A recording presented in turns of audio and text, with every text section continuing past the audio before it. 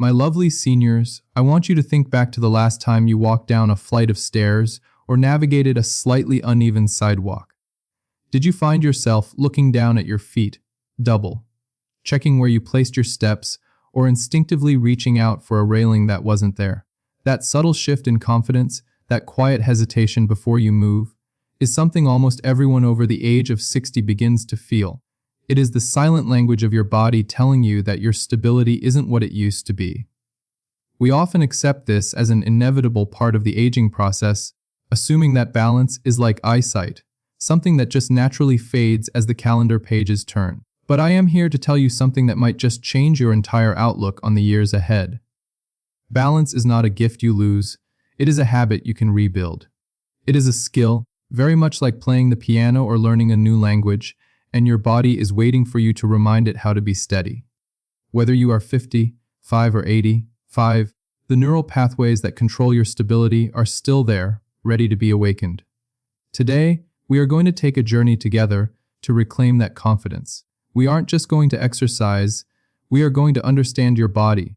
We will start with 2 very revealing assessments to see exactly where you stand today, literally and figuratively. And then we will move through a series of gentle, scientifically grounded movements designed to strengthen the hidden muscles that keep you upright. But before we do anything, I want to make a pact with you regarding safety. I know you might feel capable, but pride goes before a fall, and I want you safe. Please find a clear corner of the room, or position yourself so that you have a wall on one side and a sturdy chair on the other. Think of these as your safety net. If you feel even a hint of dizziness, do not try to be a hero, simply reach out and steady yourself. This is about progress, not perfection. Let's begin with our first assessment, which we call the tandem stance. This is going to tell us a lot about how your brain handles a narrow base of support. I want you to position your feet as if you are standing on a tightrope. Place one foot directly in front of the other, so the heel of your front foot is touching the toes of your back foot. It sounds simple, but it significantly reduces the surface area keeping you upright. Your goal is to hold this position for 30 seconds. Are you ready? Let's start the clock now. Keep your eyes fixed on a steady point at eye level, perhaps a picture on the wall or a light switch. Keep your arms out if you need to. If you feel your ankles twitching or your weight shifting rapidly from side to side, I want you to know that is completely normal. That is your nervous system firing off rapid signals to your muscles to keep you centered. It's actually a good sign that your body is working. Keep breathing. Don't hold your breath, as that increases blood pressure and can actually make you wobblier. You are doing wonderful. Just a few more seconds here. And relax. Step out of it. If you made it to 30 seconds, that is fantastic.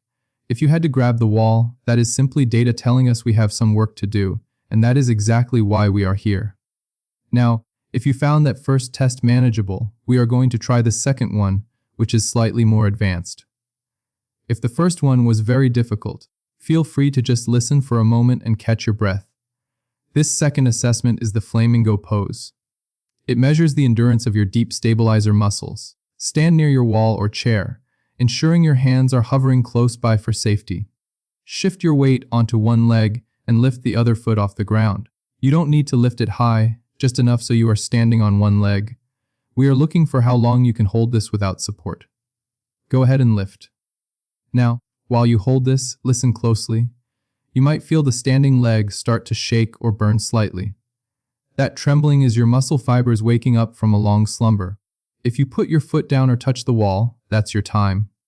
For those in their 60s, holding this for about 20 seconds is a strong goal.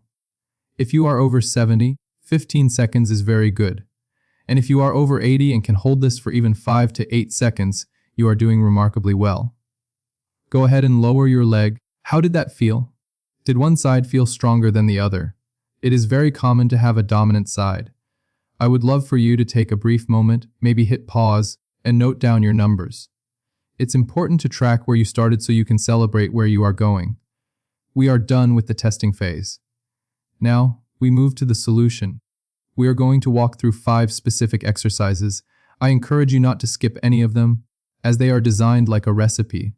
Each ingredient adds something vital to the final result. We need to target your hips, your ankles, your calves, and your brain's coordination center. Our first movement is the single leg stand with a focus on the slow release. Stand tall next to your sturdy chair. I want you to engage your core. Imagine you are bracing your stomach slightly as if someone is about to tickle you. This protects your lower back. Slowly lift your right knee until your thigh is parallel to the floor, like a marching soldier frozen in time. Hold it there for a heartbeat. Now, here is the secret sauce. I want you to lower that foot back to the ground as slowly as possible. Imagine you are moving your leg through thick molasses or honey. Do not let gravity pull it down. You fight gravity every inch of the way. Touch the floor softly without a sound. Let's do the left side. Lift up, hold, and slowly lower. This slow eccentric movement, that's the medical term for the lowering phase, is actually where you build the most strength and control. Many people rush this. They lift up and drop down. But we aren't marching, we are training. Keep your hips level. Imagine a bowl of water resting on your head that you don't want to spill. Let's do another one. Lift the right leg, hold, and resist the urge to drop. Lower it with complete control. Wonderful. We want to aim for about 10 of these on each side. If you feel any sharp pain in your hips or knees, please stop or make the movement smaller. Discomfort is okay, pain is not. Let's transition smoothly to our second exercise, which targets the gluteus medius. That is a fancy name for the muscle on the side of your hip. This muscle is the unsung hero of walking. It prevents your hip from dropping out to the side every time you take a step. If you've ever seen someone waddle when they walk, it's usually because this muscle is weak. Stand sideways to your chair, holding on gently. Keep your posture tall, shoulders back. Without bending your knee and keeping your toes pointed forward, lift your outside leg directly out to the side. Hold it for a split second, and then lower it slowly. Again, do not swing the leg. This isn't a ballet kick, it's a controlled lift. You should feel a squeeze right in your side hip pocket. A common mistake here is leaning your upper body away from the leg to help hoist it up. Try to keep your spine perfectly vertical, like a pillar. If you can only lift your leg a few inches without leaning, that is perfect. That is honest movement. Lift, pause, and lower. Can you feel that specific muscle working? That burn is the feeling of your stability improving. Let's switch sides and do the other leg. Turn around, reset your posture, and lift. Remember, speed is the enemy of stability. The slower you go, the more muscle fibers you recruit. Aim for 10 repetitions on each leg. Now, let's move down the body to the foundation, your ankles and calves. This third exercise is the heel to toe rock. This is incredibly special because it serves a dual purpose. Stand facing the back of your chair, hands resting lightly on it for support. Feet shoulder width apart. Slowly rise up onto your tiptoes as high as you comfortably can. Squeeze those calf muscles at the top. Then, slowly lower your heels and continue the motion by lifting your toes off the ground so you are balancing on your heels. Then roll forward again. Up on toes, down on heels. Keep this rhythm smooth like a rocking chair. I want to share something fascinating while you do this. Doctors often refer to the calf muscles as the second heart. Why? Because your main heart pumps blood down to your legs, but it has to fight gravity to get that blood back up. Your calf muscles act as a pump to push that blood back up to your chest. So, by doing this exercise, you aren't just preventing trips and falls by strengthening your ankles, you are actually improving your circulation and helping your heart. It's a wonderful two-for-one benefit. Watch out for sticking your bottom out when you lift your toes. Try to keep your body straight.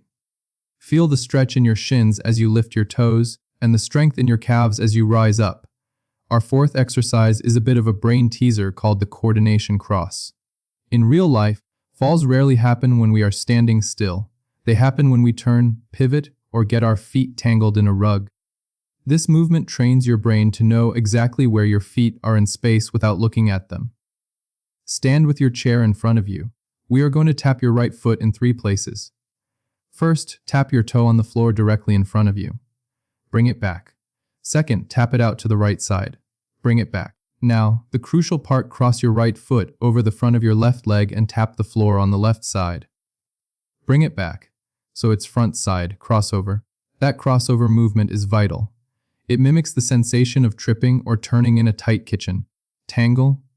You are teaching your brain how to navigate crossed legs safely. Let's keep a rhythm. Front, return. Side, return. Crossover, return. Keep your standing legs slightly bent, not locked.